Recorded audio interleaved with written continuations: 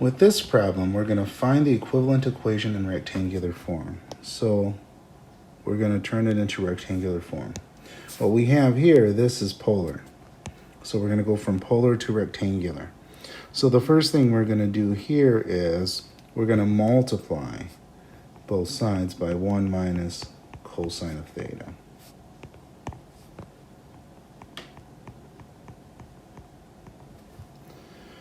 And what we get on the left side is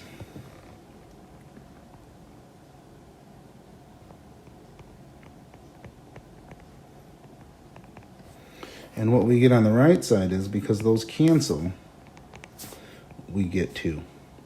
Okay, now I'm going to distribute this r through here. So that's going to be r minus r cos theta. And that equals 2. Now what we're going to do is we're just going to start converting now. Do you guys remember the equations for that? If not, here they are. So anyways, what we're going to do now is use whatever we can to get this into rectangular form in terms of x's and y's. So now right away, you might see that, oh, look at this. This is x because of this formula here. And you may also look at, I don't really see an r equals something here, but this is close right here. That's very close. I can say, oh, what if I had r squared equals x squared plus y squared, and I said I square rooted both sides? Then I would get a positive and negative r, so to speak. Or, actually, no, I would get an r equals square root of x squared plus y squared. And I might get a positive or negative here. But we're not going to worry about that here. We're just going to kind of keep it as this one here. Okay, so anyways, so now all we're going to do is sub everything in. So for my first one, I get an x squared plus y squared here.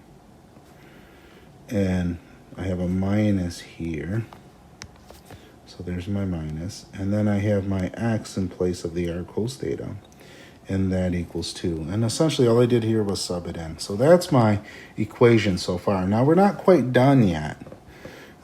There's more we're going to do here.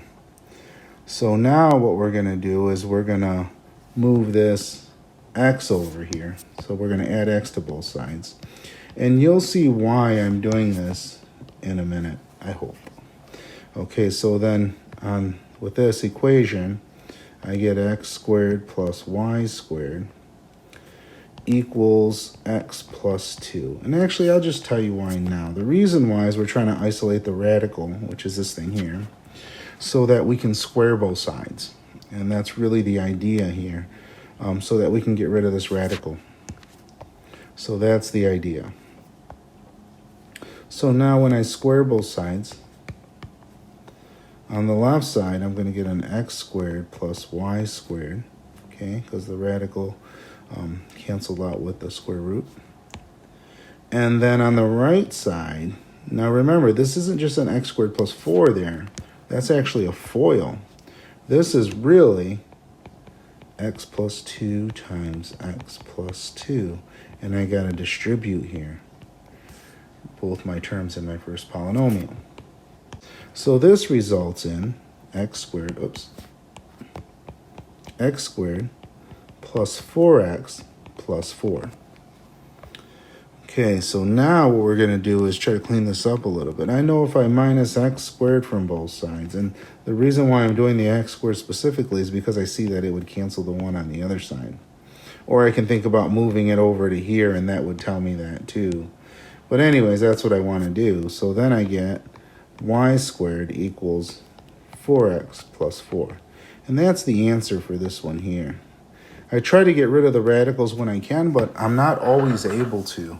And that's another thing. So this is our answer for this one. And honestly, this is a sideways parabola if you've never seen one before. You could graph this by hand, of course, using an XY table. But for this part, this is our answer.